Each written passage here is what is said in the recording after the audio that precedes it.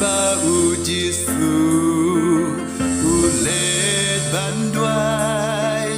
hagak perket semane dei hang ta ba ujisu ulas dang ban skau kordit hang ta udwai ai bagani kakuri kan lano nanga penban om kum kamon jom nga henre kamon jom mi kupa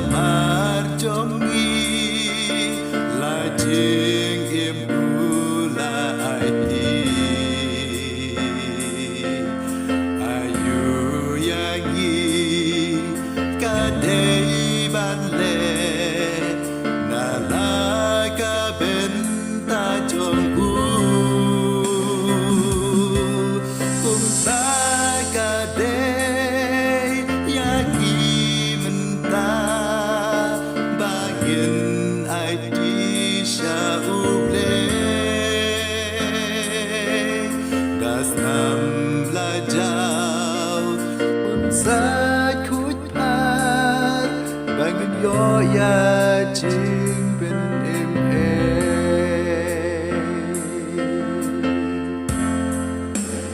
Halo ding na ulasha jing ya ba shir haba berkat katu Jinx goes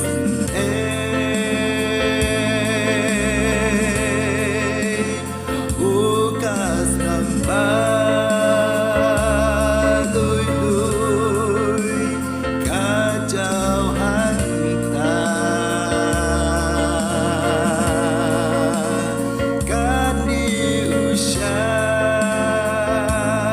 naman K-pop jong